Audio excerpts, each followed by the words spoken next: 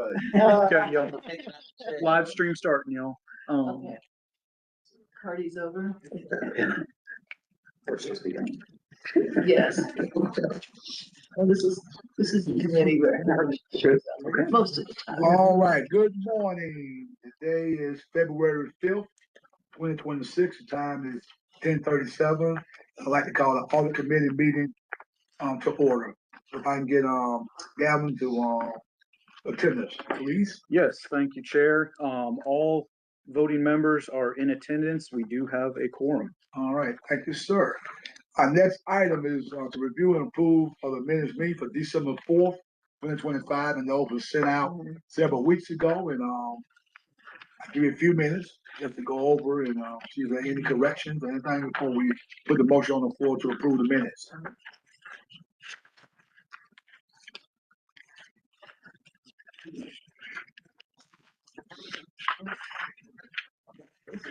Always go back, make sure it's okay. I do anything so fast, that's all right. I do have to admit, I've been a little lax these last couple of months. Everything the weather put me a little under. So can I get a motion to approve the December 4th, 2025 minutes? Seeing that Beth says they're okay, I'm so moved. Second. So we got a motion by Thomas, second by Carl Blunt. All in favor? Any opposed? All right, now our next item is item D, FY 26 work plan status and activity. Thank you, Chair. So yeah, I think obviously staff has been busy, especially Katie and Judy here. And I'm happy to report that the last time y'all met, you agreed to send forward the organizational structure audit, and that was presented to the Mayor and Commission over the holiday, and they unanimously accepted that document. So there was a lot of good comment on that. Good work to staff, but also the audit committee as well for their work and contributions to it. So I appreciate that. So that one is set in stone and moving forward. And then I'll turn this over right now to Katie, who was our in-house project manager for the capital projects department periodic audit. And she'll give you just a brief overview. Certainly happy to discuss anything and answer any questions. If you all feel inclined, we'd certainly look for a vote from you all to recommend and move that forward on the next cycle of the Mayor and Commission. What we're trying to do is tie this with some of the recommendations that the manager's office has already indicated to the commission and made progress on, and this would sort of be an accompanying document for them to consider as well as we try to holistically improve our capital projects department and approach to SPLOST and T-SPLOST. So, Katie? Okay, so like Gavin just said, this is the periodic audit of the capital projects department. I guess y'all want to emphasize once again of the capital projects department, not of the SPLOST T-SPLOST program itself, but rather the department that kind of it goes through to an extent. And once again, like Gavin said, it's meant to go alongside any of the proposed changes and everything that are starting to come out. Like all periodic audits, we have the performance, compliance, financial review, and internal controls. We do, and also we ended up with 5 findings and recommendations, all of which the department and management either agreed or partially agreed with. Yeah, some just big points we wanted to point out that were kind of big were like the staff that's currently of 3 in-house ACC Gov employees they are currently working with 209 projects and sub-projects with the SPLOST and T-SPLOST program. It is an overall pretty new department. They just became a department, came out from under the manager's office in FY25. And another big emphasis that is throughout the audit, but we really want to say again, as well as our program is so incredibly unique. That's kind of the point we try to get across in the comparative analysis, that there is not a program, a capital projects department that has the SPLOST, T-SPLOST programs are kind of like what we're doing. Honestly, anywhere in the state, Southeast, honestly, we're nation. But yeah, we didn't really found anything that was We're at. too, too, might be different. Yeah. But yeah, please. Which Let us parts, Katie, which parts of it make us so unique? For capital projects, usually they don't have the SPLOST T-SPLOST program, but SPLOST and T-SPLOST is a program that's unique to the state of Georgia itself. So that does inherently make it Mhm. within the state would be hard to compare, like compare outside of it.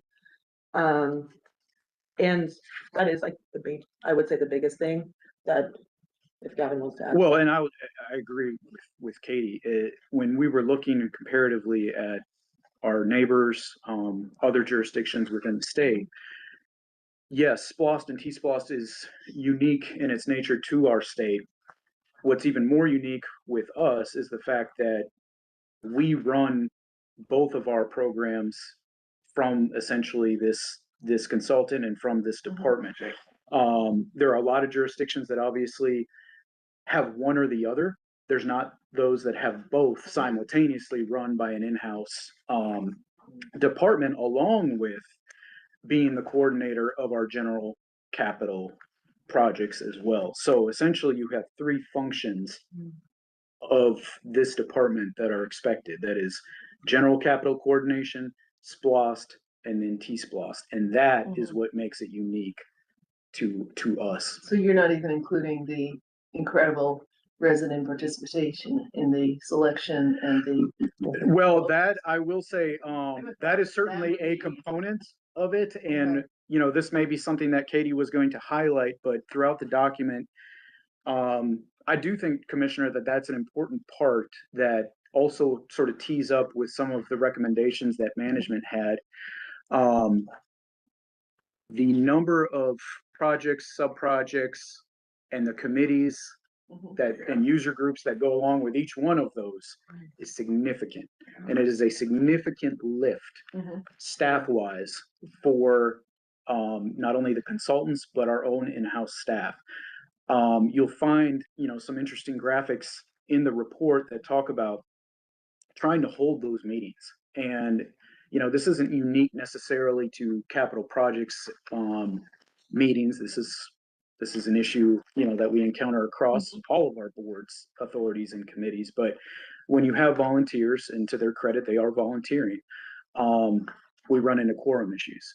That doesn't eliminate staff's time in preparation for each one of those meetings that then all of a sudden is canceled at the last minute. And that was a graphic that we found where, you know, was it 40%, I think? I did want to ask about that, to clarify that, because, you know, I chaired the site selection committee for the SPLOST projects. I guess that's how it ties in there. I don't think we ever canceled a meeting for no quorum. There were meetings that were canceled by the SPLOST staff because we didn't have anything to do, and quite a few towards the end. And so they would have appeared on the calendar as canceled. That's correct. And so I don't, you know, in that case, that committee did not have a problem with attendance and quorum. And I was wondering, you know, if that, how that, I don't know. I was wondering how that situation or similar ones like it affected these numbers, if that inflated the numbers a little bit. Well, it may have, you're correct. Those were included in the numbers, but what we found when we did our calculation is essentially any inflation that may have occurred because of that was almost equally taken away by the fact that what our numbers don't have is the meetings that weren't canceled like that, but then at the meeting did not have a quorum and were subsequently canceled in the meeting for lack of a quorum. So those numbers aren't captured. When we did that, it essentially started to even itself out. Yeah. I do have, like, first of all, this is great.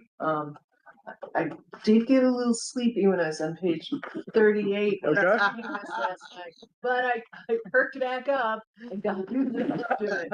But so the questions I have are as much about the whole program as they are about this. But since you're here, we'll know this. I mean, could you discuss the staffing again, because that kind of that confused me. I mean, I know there's like who are the ACC staff? I mean, I know Josh is there as a There's- director, Three. There's right, but different who are, places. I mean, that's, The person, yeah, I mean, who are those other people? What are their roles? There's one accountant and there's one program specialist currently.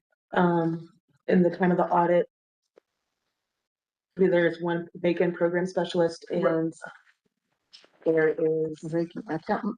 Yeah. Yes, no, vacant account. vacant part-time Correct. accountant. But are these, and then, but there was a little confusing how perhaps some of these people are also working with the Jacobs with the SPOS yeah. team. So like the program specialist, who is the program specialist?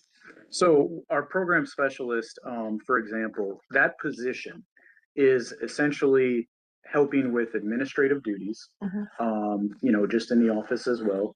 But also some of those things that, like you just pointed out, if the consultant that also works in that same office, if any one of those members has a task, they can essentially go to the program specialist and say, hey, could you make copies of this, or could you double check this report for me, or something like that. So is this program specialist really admin support staff?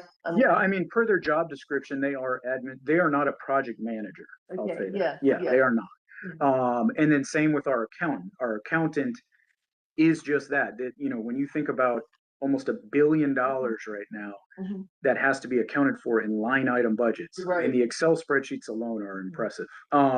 That is that person's full-time job, is Yeah. counting all these dollars.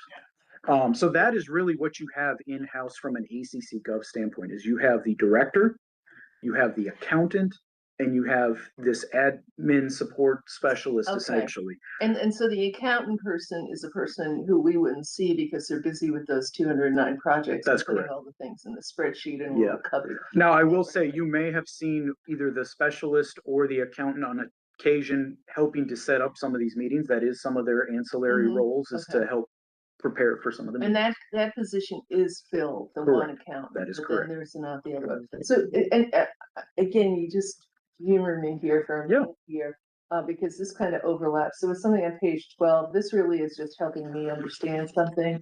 The three consolidate governments, two of them, Augusta, Richmond, and Columbus, Muskogee, has capital projects within their engineering departments. This is, you can help me with this, or the manager, because we were talking about engineers the other day.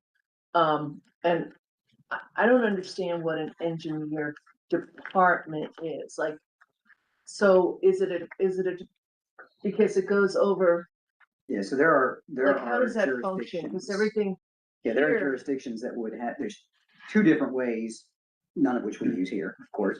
Two different ways that you typically would see it, which is, it's very often common that you would have a public works department is what most places would call it. And in that public works department, you very often would have a collection of engineers, some doing actual engineering work. So they might be a traffic engineer that's doing actual engineering design kind of work.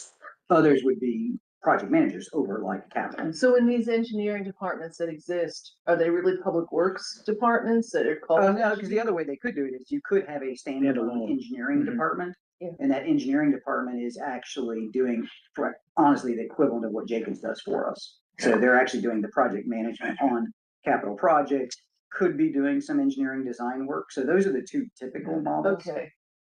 Okay, so, I mean, because see, and I guess it throws me off because on the capital projects, a lot of this is, maybe I'm even this term engineering, because, you know, my brother's an engineer and works on roads, right? Mhm. But all my interaction with the Jacobs management, there's a lot of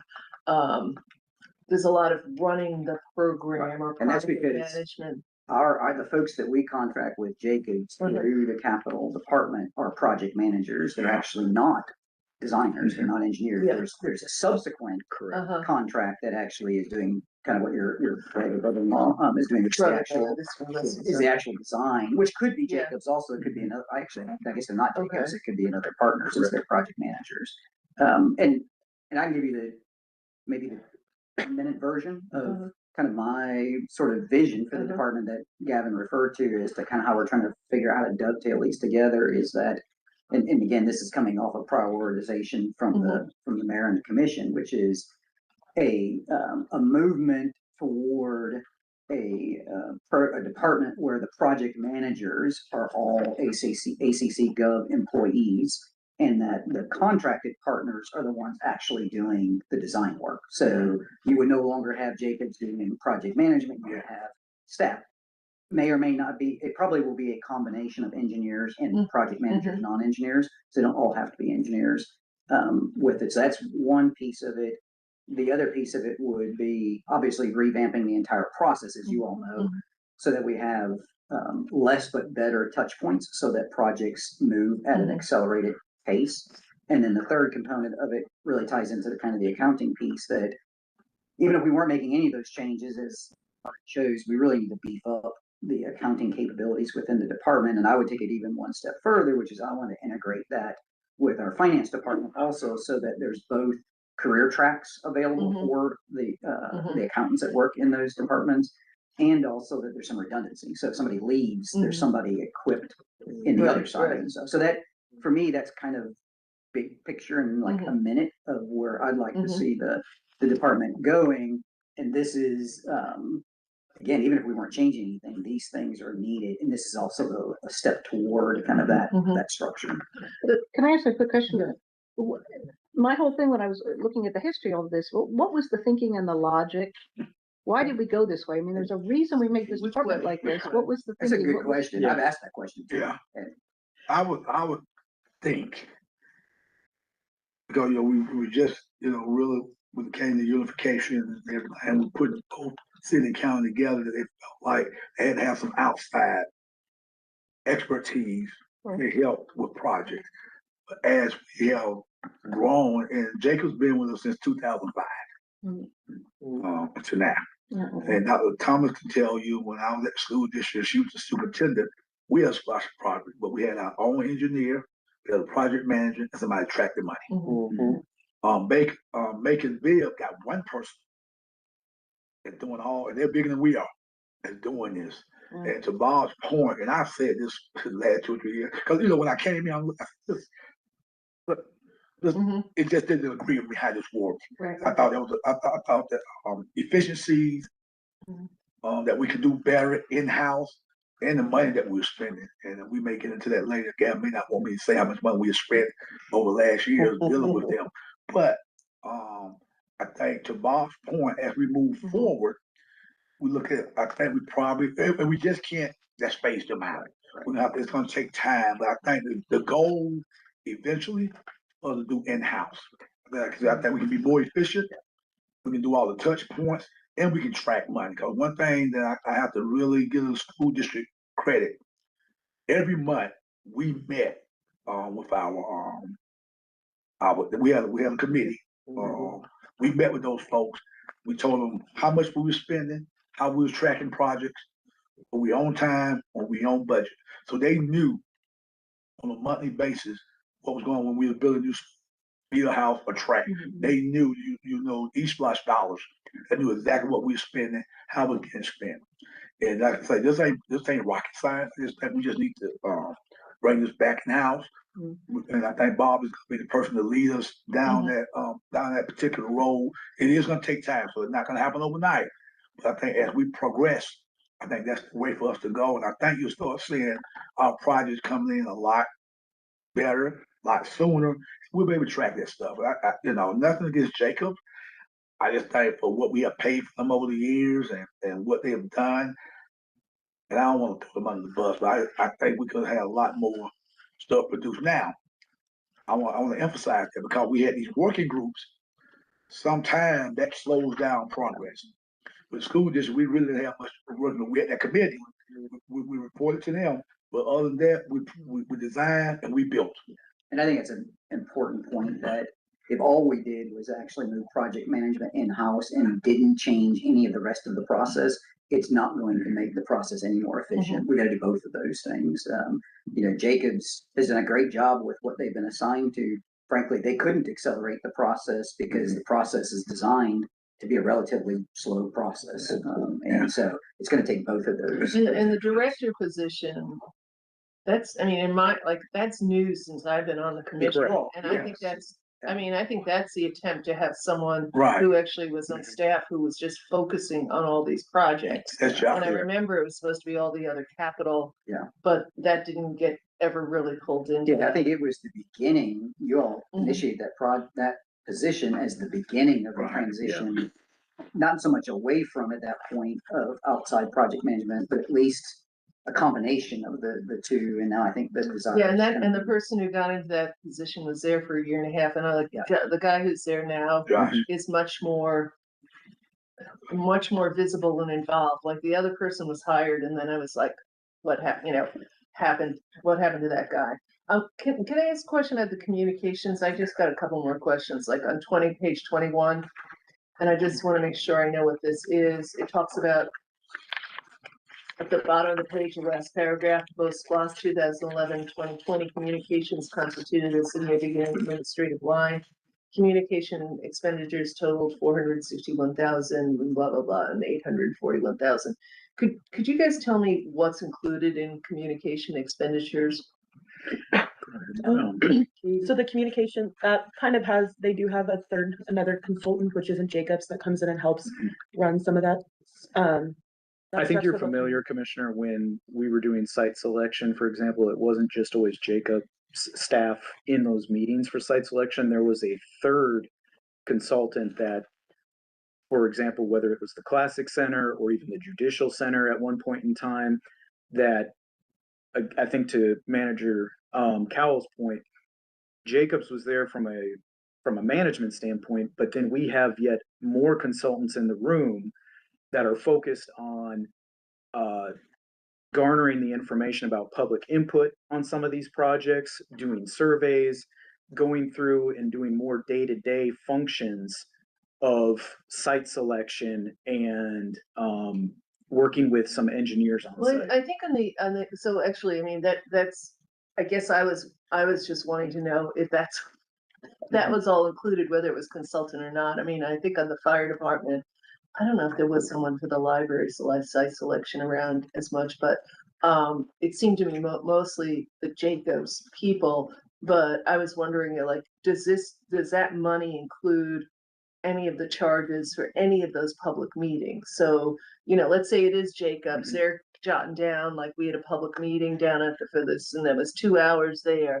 Is that included in this communications? Not necessarily. so- Their staff time would still be tied to their contract.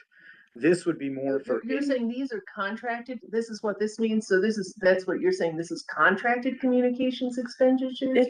Some of it is, Yeah. yeah, a significant portion of it is, yeah, that's correct. That is outside the realm of the contract itself for project management. So like the previous, SPOS projects, Mhm. all the like flyers that went out, all Right, the like, sometimes they would help run meetings, like Gavin said, Mhm. stuff like that, that was all made, which all falls within that. well, line that's what I would assumed, that communications the flyers and such would be in there, and I was just trying to figure out the staff time. And so that's, Of that either other way, consulting, yeah. yeah, so I don't know if I have any. Mr. Do I have? You go for it, I Go. have to find my other meeting question. Just a couple of different things, a few questions, and just a few observations, and I'll be brief. Some of this has already been addressed in this meeting, but when a comment is made that no one else does this like us, to me, that means two things. We're smarter than everybody else, or we're dumber than everybody else.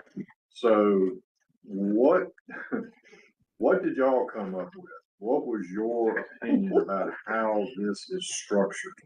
Is this more efficient? Is this extremely inefficient? So certainly I'm not gonna say that we're smarter or dumber, but I understand where you're going with it. And what I would just offer is this, is that Athens, to our credit, has been able to see referendums approved, going back decades. And that has certainly been to the benefit of our capital improvements. And so there are a lot of jurisdictions that don't do it the same way that we do, that do experience referendum failures. And so whether or not you can tie those two together, I don't know. But there are efficiencies certainly that could exist. As we all know, from an Athens standpoint, we tend to take our public involvement more seriously. We tend to be more involved. but sometimes that can create, as Commissioner Fisher was indicating, longer processes. That's a political decision that they have to make, whether that's the route we're gonna keep going down for the sake of doing it or not. But there are certainly efficiencies that, Manager Cowell mentioned, that we can do things at a cheaper rate than a consultant. When it comes to setting up for meetings, when it comes to making phone calls about right-of-way acquisition. We don't need an engineer at X amount of dollars per hour making those calls. We can pay someone else in-house to do that. So there are certainly improvements we can make and still capture some of the uniqueness that perhaps we want as a jurisdiction. So I don't know if that answers your question, but yes, there are improvements that can be made in-house. I want to look at this thing on 43, because I want you to know that our new manager here is already worked, because this ties in, all of these things are coming together, because the project development process and all the check-ins with the mayor, this is something that the manager's already working on with the commission to make this more efficient, basically get rid of some of those checkpoints so that we can move a little faster. So that's one thing. So Yeah, I think the project management that this community's benefited from since 2005 or whenever has been of the quality you would not expect. I mean, I think Jacobs has done quality project management. I think it is, it's high dollar project management because we're consulting for it versus the others, but we would make a mistake in the organization if we replaced that high quality management with lower quality management just simply because it saved us money. That would actually get us in more trouble. So we need the same quality management. It's just typically you can do that more cost effectively with us than you could with the consultant because of what we're doing. The other piece of it is, as Gavin said, our structure is somewhat by design and somewhat probably just by precedent in an inefficient delivery system. We have a lot of touch points that really slow things down and actually at cost because we're paying for other people to be doing those things. Those are the pieces I think that those are the levers that ought to be turned. We shouldn't be so unique. We should be more like other places that manage these. And I think we do need to keep in mind, this is by no means to denigrate how we do this. And I say this as someone that served on a SPLOST committee and I'm still on the SPLOST committee. We would have to put forward a project where we're going to recycle lead batteries on Broad Street to have one of these fail, given the community we live in.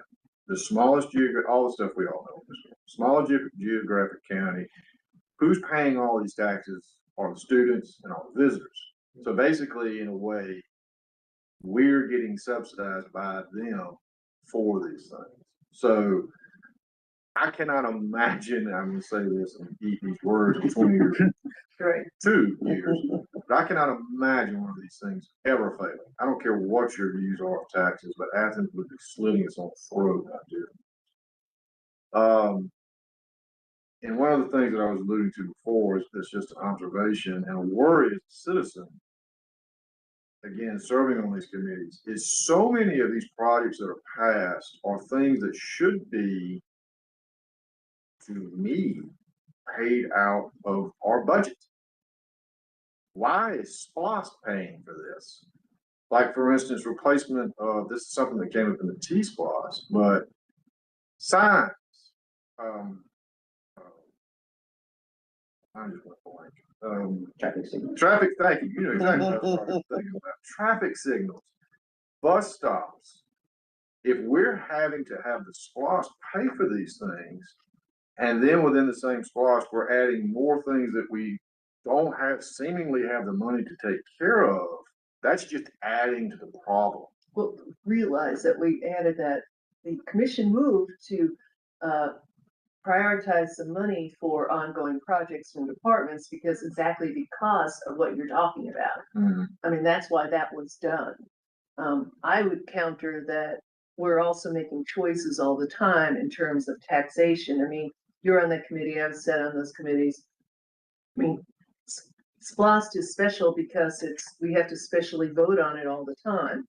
It's a different a way of collecting money. And people are sometimes happier getting money from people. I wouldn't say that they're subsidizing us, because all us visitors and students are using our services all the time. So they're contributing to the upkeep of those things. I would use that word.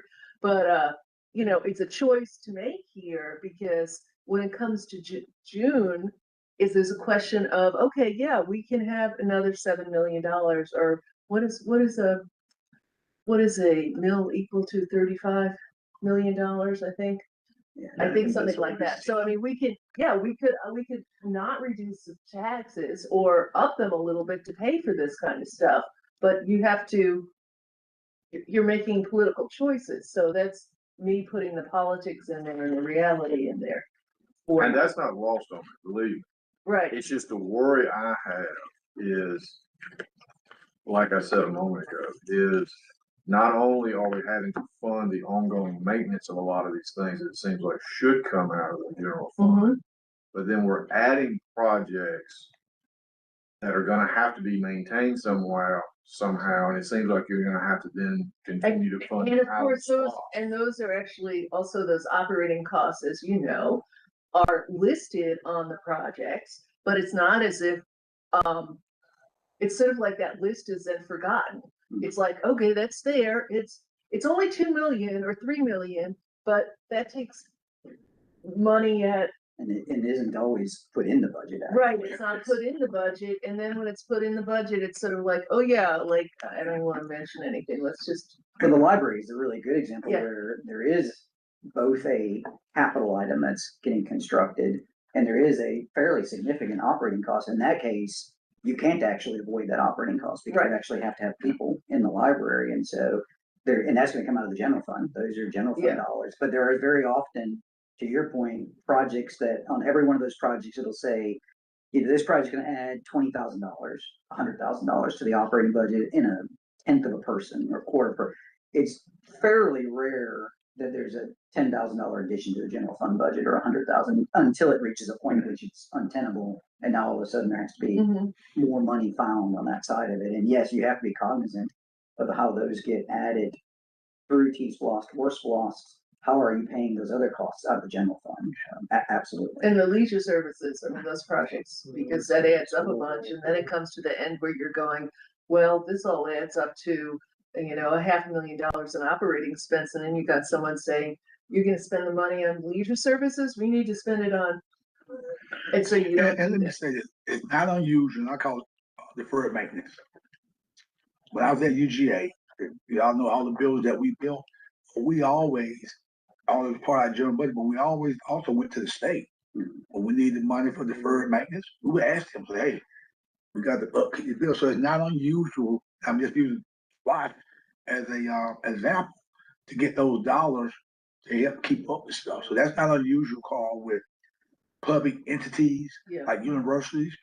And you got all these huge buildings, you got to do all this stuff. Yes, we use some of our general money, but that was always when we went to the state legislature, can you give us anything for deferred maintenance? And I'm not naive enough to think that doesn't happen. Don't get me wrong. So what I'm saying is, but we get criticized though, and I get it, but when I worked in large organizations like that and seeing how we have to go sometimes and ask our legislators for deferred maintenance, and Bob would tell you, he was in a college town. Same thing happened. So it's not unusual for us to get monies from other places, for us to maintain stuff. That happens. Now, could we do more without your? And we had this discussion with Bob. I think as the budget's getting ready to come out, it's going to be a tight budget year, very tight. We're probably not going to get much from the feds. I'm not sure if we're going to get anything in the state. So we really going to have to take a hard look at our budget this year. And what can we say? And are we going to cut some stuff? And that may be. I think that's a realistic goal that we may be looking at. We may be cutting some stuff, but we can make sure the basic stuff that we do in this community is done. One thing I think that kind of ties the whole conversation together that you find in some of our recommendations here is this holistic, comprehensive approach to capital projects that doesn't involve just T-SPLOST and SPLOST, but some of our general capital. And I think you find that in our recommendations, that to the points that both of y'all are making, someone needs to be looking at this holistically and putting together the pieces of not only new projects, but maintenance, deferred maintenance, and not just for SPLOST and T-SPLOST, but how does that affect general capital? And so I think that's where this audit will come in handy with the recommendations we've made, is saying that this office in particular, this department, that was the goal. It has not yet been attained or achieved, but that there are things in the works that will hopefully bring about that holistic approach. One other thing that I think is just as important to go along with that is a budget document that includes this picture of T-SPLOST and SPLOST impacts, to your point, Carl, that right now, T-SPLOST and SPLOST, having been approved by referendum and sort of running on its own cycle, is not something that you could open up our annual budget every year and find all of those projects and all those dollars. It is exempted from that. Now, that said, I think there's a way that our finance department or budget department can actually incorporate some of those numbers, not necessarily for approval because they're already approved, but to give the reader and you all as decision makers a more holistic approach to every year knowing, well, it's not just general capital that we're looking at the dollars. We got to pair that with this whole list over here that's already approved and running concurrently. So that's our other recommendation. Including the anticipated operating. Sure, Because I think Yeah. that is a key weakness in how we approach capital in this organization, is that we actually don't approach capital. Historically, we've approached SPLOST and T-SPLOST. Yeah. I mean, go down the hall here and you see on the outside of the door, it says the Office of SPLOST and T-SPLOST. And so all of our discussions have historically been about that aspect of capital. But as Gavin said, there's a general fund piece of capital, there's a public utilities piece of capital, and it gives this incomplete picture of what we actually are investing in and how we're paying for those investments, and an incomplete picture, and then how we're caring for what it is that we're investing in. And so one of the goals definitely with this department is to try to break through that. As Gavin said, we have a similar effort underway within the budget too, so that the budget document itself reflects actually all of what's being spent in a given year, regardless of source of funding on capital, and ultimately what those demands might be on operating or utility fees or whatever those are. With it, that's just it's been a long-standing kind of key weakness in how we approach This was kind of my takeaway from this too. That was my number one question was, what is our capital investment planning? Is it completely decentralized and in the departments, independent of that? And so there's no overall capital investment. Decentralized actually is perhaps even more problematic than that. Is decentralized by funding source, not even by department. So it's really been, what are we doing with SPLOST? What are we doing with T-SPLOST? What are we doing with general fund? So we don't have a capital investment strategy program at the A level of the CIP, mayor. a capital improvement plan, we do not have a traditional CIP. And that's one of the pieces Usually We're working on that. Yeah, I mean, that's an improvement we're working on, but, and it's not to say, Carl, that we don't plan for capital. We just don't do it in the traditional sense of a CIP, but that's one thing that I think Manager Cowell is working. You should be able, in my mind, in two places. You should be able to go to, and you could do this probably in every other jurisdiction you look at, you should be able to go to their annual budget, open up and see all of the capital expenditures in one section, regardless of funding source. And similarly, there should be a standalone document, which is the 5-year plan for all of those capital expenditures, regardless of source. Historically, that just has not been present here. How does the mayor and commission come up with the 70% that they start with for pre-approved How we projects? come up with that? Yeah. We came up with a number. No, but I mean, how do you select? Oh, we How do you said decide? to the department. Now, what we said to the department, we said, hey, here's this number with projects, capital, the standard prop ones there. And they came back with us with something. And I would say that in the SPLOST and so forth, every once in a while, the manager's office tries to kind of pull these things together every year, but there's not, just like with this SPLOST, like if you had someone who was really on top of this and had pulled it together, they'd be presenting that would be much more convincing to the selection of the SPLOST projects if you had this thorough analysis. And because you don't know which department, you don't have a way to I mean, I'm saying as a commissioner, or that's like, which department's needs are more urgent, or which are, because they're all saying. Well, we don't have really visibility from the public to be able to see what's doing and where things are. You don't really have that even at the elected level to be able to see where that is, right? So that's. Right, so that makes me think, that SPOS, next SPOS is actually, as the attorney reminds us, Coming fast. it's coming really fast. I mean, it's supposed to be like starting work on the planning of that in 2028, which is, so we gotta get this. Get this. And the public, yeah, well, the public, it's really gonna be it's really gonna be up to the community to vote yes, no. Yeah. I mean, it's gonna come down to the community. And the cloud over all of this is we haven't had a true recession in 17 years. Yeah, and what now? Haven't had a true recession in 17 Yep, years. yep. What is going to happen when times are bad? Where the SPOS money isn't rolling, the tax money isn't rolling. Exactly. Yeah, sales tax.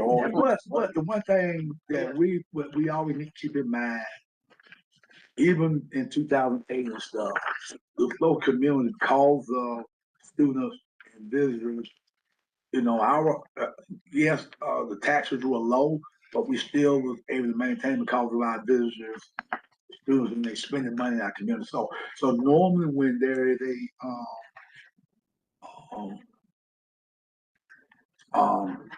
I'm trying to say, a recession, we tend to don't get as hard as maybe the rest of the part of the state because of where we are and where we located at. So again, and I hear you, Carl, because anything can happen, but I do know this, from a realistic standpoint, and what's going on in Washington, D.C., funding is going to be the money that's going to be coming down.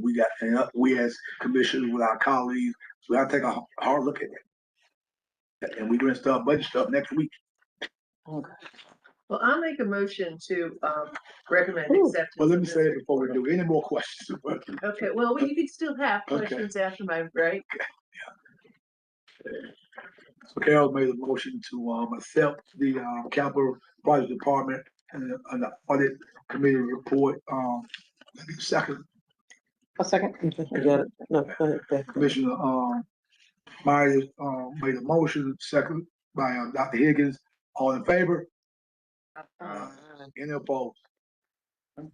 Thank you. And I just want to again thank Gavin and his folks, because as we were saying before the meeting started, there's been a series of audits, this one included, which have been timed perfectly well with me trying to kind of get in here and actually start making some adjustments to these things. So I really appreciate the work that has gone on with it, because it gives me kind of the data points that aid in what I'm trying to do with this. And so certainly appreciate that. And as I told Carol, and I would say the same thing to Dexter, that these will come back in budget discussions, because these have budget implications attached to them as well. Yeah.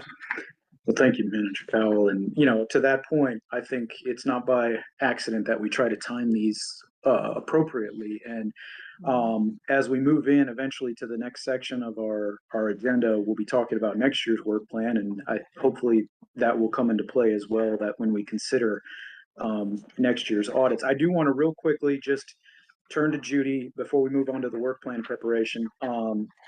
Judy is heading up our next audit that we are currently underway on, which is the comprehensive audit for emergency management program. And that's been initiated. And so, Judy, real quickly, just hitting upon the schedule and sort of, where we're at right now with that audit. Well, the emergency management audit has been timely as well, given what transpired in the month of January, for sure. We have begun our field work phase of that audit. It's going to be a little different from the field work that we've done with previous audits, maybe with respect to the organizational structure audit, but there is not a lot of physical space to see. Obviously, the emergency management operates out of the fire station number 9 upon Danielsville Road is where the emergency management coordinator's office is. So we will spend some time there. We will go see where some equipment is stored, generators, the real-time crime center, all those aspects that come into play once we have an actual emergency. But primarily, we're going to be doing a lot of interviews, because there are so many different aspects of this that are intertwined between fire, where emergency management is actually housed. But every department, basically, I would say there are at least 10 other that are significantly involved, from leisure services to communications, TPW, police, all of those people that are involved in that. So we'll be starting interviews next week. And then we will spend a lot of time doing research. We have gotten, my binder, I think, is the 3-inch binder right now. That has just different emergency plans for different contingencies that are, some of which are in-house, some are required by the state, but there is a lot of deep dive to do into the actual planning, because we're also looking, one of the challenges is to look at our internal structure as far as how we are coordinating as an organization when these transpire, as well as how we are giving information and engaging with the public. And that is going to be a big part of our research on that, is to try to parse that out. What are we doing to make sure that we as an organization are functioning the way we should? And then how are we disseminating information and everything else that's needed by the public? And then, of course, as well as coordinating with GEMA and FEMA on that. So that's where we are. Thank you, Judy. Yeah, if I can Yeah, just go add ahead. briefly that, because it's a little bit of a spoiler alert, I guess, which is, because you'll ask this question, all of you will, when it comes forward, which is, in comparison to other places, we were way behind in initiating emergency management. I mean, Meredith does a great job. Yeah. Meredith is a person of one. We've only had emergency management in this organization for a few years, which is way behind other places. So spoiler alert, that'll be one of the items that comes up that somebody will ask in this room. It's like, why? And I don't know if we'll be able to answer that piece, but And We're again, Athens. and again, I That's mean, We're Athens. and of course, I push that, you know, and again, I always, to my experience, I used David also with, you know, school system, when Dr. Tom and I worked closely together. She would tell you one of the first things we did was put an emergency management plan together, our schools, and I was just so a little surprised. Not having one. Well, when I got elected, I'm like, what's the emergency plan? yeah, which we have now. Yeah, I know, but, and I also All the push, time we did and that. I think that, and again, and I know, Bob, you would deal with them. I always thought that should be at the director's level too, to have an emergency management plan and coordinate all stuff. And our fire chief has done a good job trying to do, but now that we got a coordinator in place, as we move forward, but I think it's just so critical. And we said this too tonight. Our staff did a great job doing the ice and the snow. I mean, they was on top of everything. We opened up those warming center. We had all those volunteers. So I mean, we was fun. Now the flip side of that is, to Bob's point, if we have a really, really major snowstorm, snowstorm, 11, 12 inches. And we tell, cause we're not equipped, you know, cause we don't get that. I mean, historical, we have not been that type of community. So what happens when we get 11, 12 inches? So, Hopefully we'll be able to answer that. hopefully we don't get that. Yeah. But again, I'm just saying though, you know, as we move along with everything changing, we don't know how the state of Georgia is gonna change when it comes to bad weather during the wintertime. So all those things gonna be so key. And then, you know, tornado season, hurricane season, so, you know, we need to be prepared. I just thankful we have not had anything really, really major happen in this community, that we had to, you know, get all that together and everybody work at the same time. So, And Karen, when you were mentioning all those different departments, that was really thinking through if the emergency happened within those departments, or how those departments collaborate together. But Both, of right? course, Both. Okay, yes. because that was what I was, how my Yeah. mind was Yeah. working. Yeah, so again, this one is not a periodic audit. This is a comprehensive audit, which Okay. you all approved, Mhm. and it will be a significant amount of time that pretty much takes us through the remainder of the fiscal year. So we plan on spending the next 4 to 5 months on this because of the level of research and complexity of these relationships that are involved. But that's essentially what we'll be working on in-house now moving forward, that the capital projects is moving on. But that brings us to our next one, if that's okay, Chair, which is trying to get prepared for next fiscal year that begins in July. Our work plan that we typically bring forward to you all, and we will certainly bring it to you in a document, sort of a report that you're used to for voting, but this is just a discussion today, but my hope today is that we leave here this meeting with enough information to be able to come back to you in March with a final document and recommendation that you can hopefully approve, because that would put us on the cycle then to get this before the mayor and commission, April or May, which needs to happen before they go on recess and we lose that time in summer to be able to get started. We really want this in place prior to July 1st so that we can be prepared and ready to go on July 1st with these items. So, similar to the last meeting, you all have the matrix in front of you as well as some of the descriptions of those candidates. I did not hear any new selections from y'all in between the last meeting and today, but I know if you have any, certainly bring those forward. And I'd like to get your opinion on, what sort of indication you all have on some of the narrowing list. And we then in turn can respond accordingly with, whether that's realistic in terms of time frame and staffing capability and the combination of what you're proposing based on, is this a 6-month audit plus another 6-month audit plus another one, or is it, 2-month audit with a 3-month audit and a 6-month audit, so, open the floor obviously to any questions or comments. Well, I think you can cross that number 7. Okay. Because I think there's gonna be changes there. Yeah, okay. So that's. And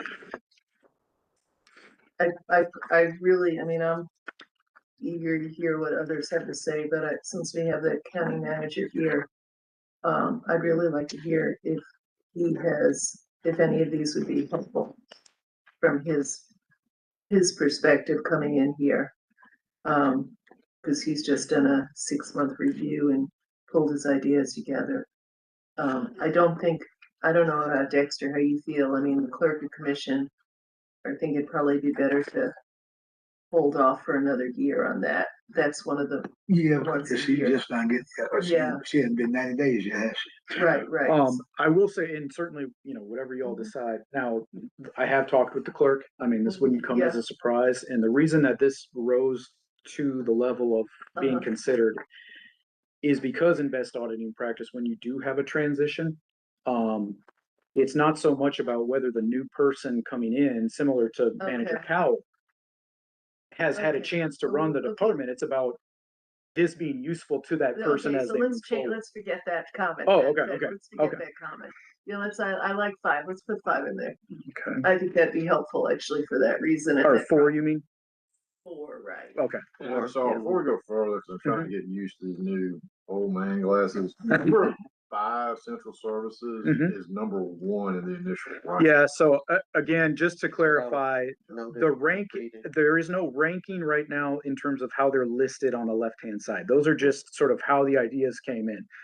The preliminary ranking of matrix score is what you do find, Carl, on the right-hand side. I'm just trying Yeah. to line up. I hear you. That I much hear you. difference. I want to Yeah. make sure I'm not And misreading. there's one where like central services is 1, but transportation and public works is 2. Mhm. So there's one where like getting the county managers, like Yeah, input. and I always, anytime associated with audits, I always am gonna probably default, unless we're trying to do something significant in terms of change, I'm gonna default probably most often to risk. Because obviously it's demonstrating exposure to something that could be problematic if it weren't addressed. And so, certainly I would put central services as one of those top priorities. I think TPW certainly could be, but I also think there's gonna be some likely kind of adjustments within TPW that could maybe disrupt the effectiveness of kind of an audit, Okay. whereas I think central services is pretty much set in what they do, how they're gonna do it. It would be a good one to kind of take a look at because there is such risk attached to it. And it's just because of the kinds of things that they're involved in. And I know it depends to some degree on the size of the task, but how many of these were you wanting? So for example, I think the discussion right now, I would agree with Manager Cowell that if you chose between Central and TPW, Central may be the leading front runner, and I would honestly recommend one of those 2 this year. Now, we could certainly keep TPW on the task for next year if it comes to that. But from a staff standpoint, if we were to choose those 2, those would be the only 2. Because, I mean, if we went both, Right. those would be the only two we could do during the year. So I would say one of those big ones, one of those two big ones. And then again, depending on what the other, I would say either another one or two on top of that. For a total of probably three. Depends again on which ones you're selecting, but yeah. I mean, I know that, the commissioners have a lot of, questions about. Yeah, code that's what I enforcement. gotta ask you, Gavin, that you send an email to the commissioners, Yes, ask sir. them, Yes, sir. you get any response? Yes. Yep, I got about a 50% response from the commissioners. Now, I will say, yes, code enforcement came up more than one time, but as we indicated, I think at our last meeting, code enforcement, we can certainly audit. The question I think that needs to be asked though, each time we look at this Yeah.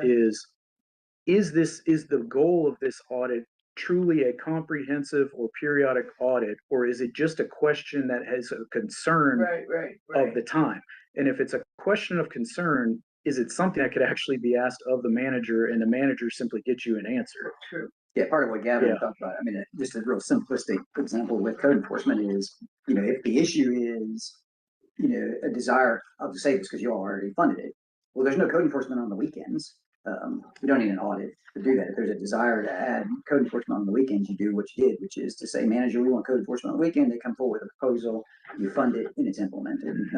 So it's kind of a question of what is really, in that example of code enforcement, what really is, because I think it was commission driven, Correct. the question that's being asked. And it might be actually that the question can be answered by something other than an audit, or it might be that the audit is the appropriate thing, just depends. And we're fine either way. I will note that although it was mentioned by more than one commissioner, the question seemed to center around equitable enforcement and applicability of code enforcement. So yes, is that something in theory we could audit? Sure. And I'm fine with that. But it wasn't concerns about a budget, staffing, and a mix of things. It was a specific issue in terms of equity of enforcement. And is that something that the manager could comfortably just say, I will provide that answer for you? But that's. And oddly enough, I've actually not been asked that question. It came up with, certainly in conversation with Gavin, but code enforcement really has, other than individual cases, code enforcement, big picture, has not really risen to the top of all of the other priorities that you all have identified. So How about communications, which is, I mean, in terms of, I don't know, with that, I mean, some of the things when I'm seeing like, I mean, the risk here, I mean, if we look at the risk, we have transportation, central services, and then code enforcement and animal services. And animal services has been done It has, and recently. yeah. I would not recommend. But communications in Animal terms services of. still, is it still, animal services used to be under central services. Is it still Yeah. under the manager's office? No, now? it is its own department for the last 5 or 6 years. Its own department? Yes, correct. Yeah. But there was an audit conducted of animal services back in 2018, 2019. It made it essentially all the way to the audit committee at that time. It just, for different reasons, did not go all the way up to the mayor and commission. But the report itself was done, the analysis was conducted, and I think the animal services director is well aware of what was in it. It was just never fully accepted by the mayor and commission. So that's my concern with doing the audit again, is it has been recently done, and we would not be able to pick up professionally from just whatever was left behind. I would not feel comfortable taking on someone else's work from 6 years ago and saying, oh, I'm just going to finish what you didn't finish. Right. We'd have to start over. We can't review what they recommended in that report? Well, it was already, it was reviewed by the audit committee at that time. Right. But I would not feel comfortable for this board to now say 6, 7 years later, we're recommending this be accepted by the mayor. Those conditions are likely not even applicable anymore, as far as recommendations and things like that. So we can't pull up that report. That report, is that report, it's nowhere, right? So you can't find it. No, I mean, we have it, but again, you just have to keep in mind, it was never accepted. It was never formally adopted. And so it's not an approved report. It's essentially a draft is what yeah. And the animal services director has that. Yes, the animal services director. So the recommendations in that report did go to the animal services. So we can't review that, what the director of animal services has been had access to be able to see what recommendations were made? No, I mean, again, we can try to find and provide you with that draft. I would just hesitate though by this board taking any action on something we didn't produce and something that is 7 years old. Right, Yeah. but we're counting that as them being audited That's in correct. our spreadsheet. Sure, So if sure. we counted them as being audited, then, Yeah, I mean, Yeah. that is something that we can See certainly it. provide. yeah, yeah. The communications, I'm just coming back to the communications because I feel that I feel like that, like I see that it's never been audited.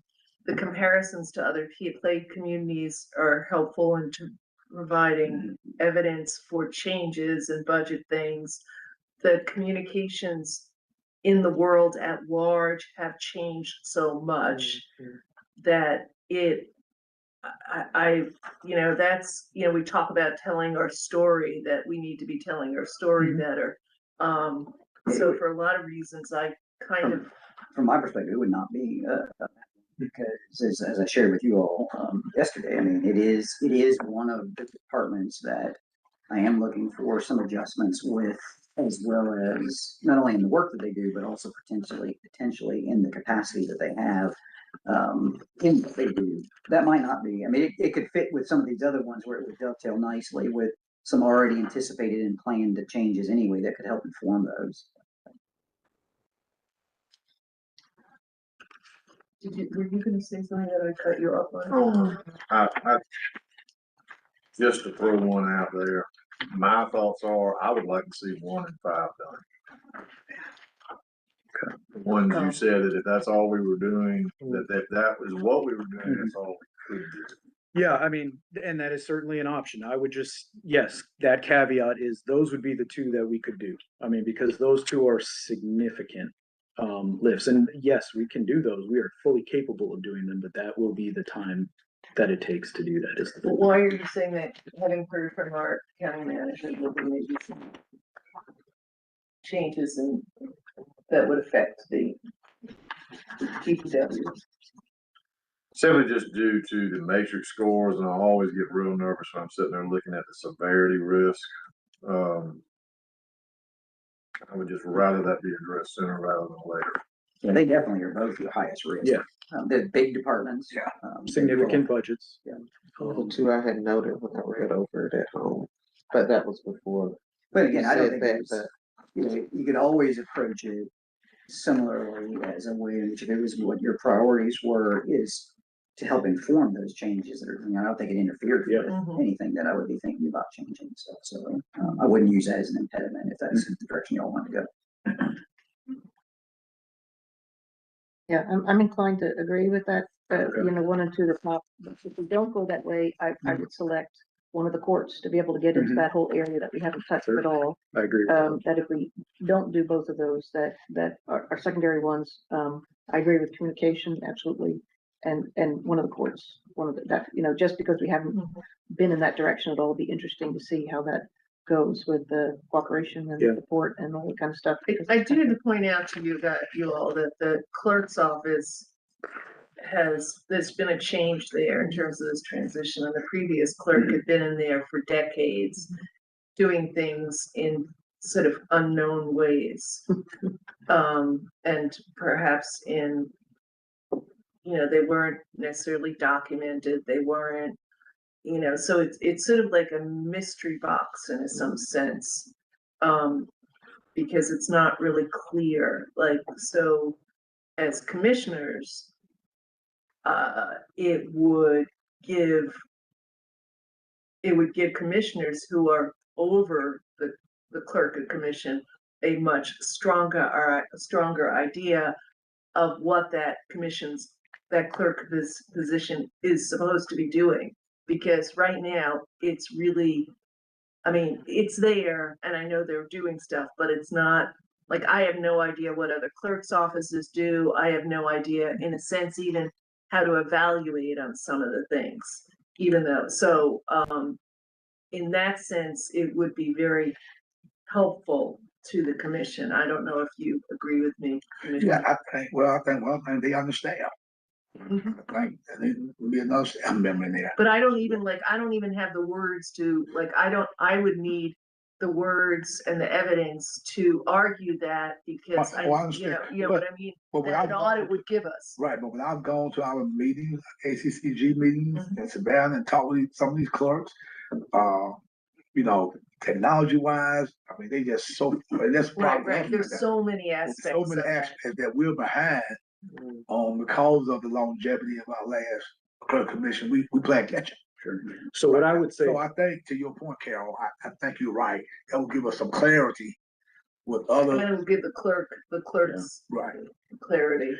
one thing that I wrote down just from my own perspective is I had two options, and I think y'all, it's interesting how we're all thinking alike now.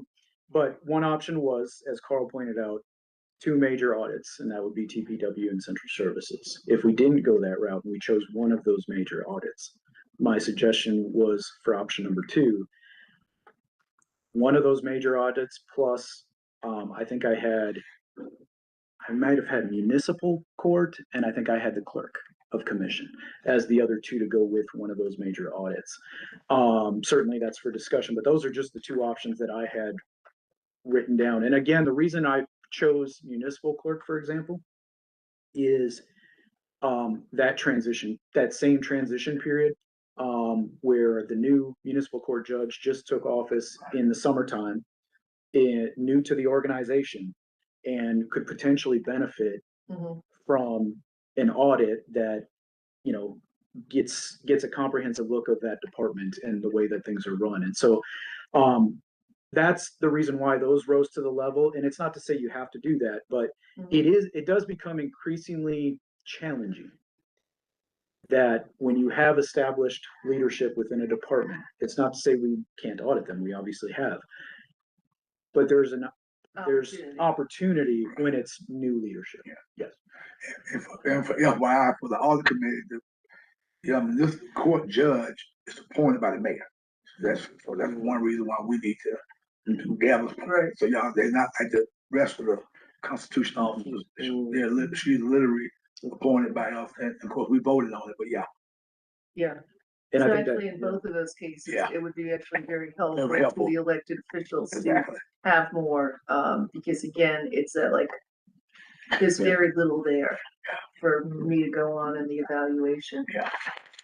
And to know what that court should be doing or best practices. Right. So we do one or two things. We can marinate on this to March. yeah, and that's perfectly fine. What I can do though is getting from the sense of the group discussion right now, and y'all, this is where you tell me if I'm wrong or not, is we could come forth essentially with two options at the next meeting. We can have option A, which is TPW and central, or we can have option B, which let's say is central, municipal, and clerk. But if you guys want some different combination of that, let me know, like right now. But Same for I you. think I those like are- that. okay, yeah. And Beth, I would still be happy to provide you with the draft of animal services as well. So, All right. okay, that's all I had in terms of that. And we'll come back to you next month for that. Internal updates. Yeah, real quickly, as we mentioned at the last meeting, and as you can see, we are missing Lippy Desai as our management analyst. But good news is, we have since posted that position. We received a number of applications. We have gone through the interview process, and we have actually extended an offer to a candidate, and I expect that candidate to be starting soon. So as far as staffing, we should be back up to full capacity by the next time we meet. With regard to the Peace Corps side of things, December, given the holidays, was a little bit down in terms of hours. We had about 58 hours dedicated to Peace Corps in December. And then in January, because they picked back up and they had missed, they usually take a December month off. That jumped back up to about 76 hours in January. So. And that is my report, Chair. All right. Any questions on that? before we look at our next meeting, which is be March 5th. Everybody okay with that? I will not. I know be here. you'll be traveling, that's why you'll be out of the country. I think we should get a quorum. Yeah, if we still have a quorum, that way we could, again, if you're okay with it, my And Commissioner I won't Myers. be here to, argue my, Won't you send some, lobbying we'll for- send some. well, I already said something. Yeah. I think I still will go with the, Okay, the one major and the other one, but The other that's, two. but I also have such trust in this yeah, group and respect for my colleagues here that I will support Yeah. whatever comes forward. yeah, but send in a note, Carol, that you might wanna Well, suggest, and we'll have it, we can discuss it, if anything comes up. All right. well then, Anything else? Gavin? No, that is it.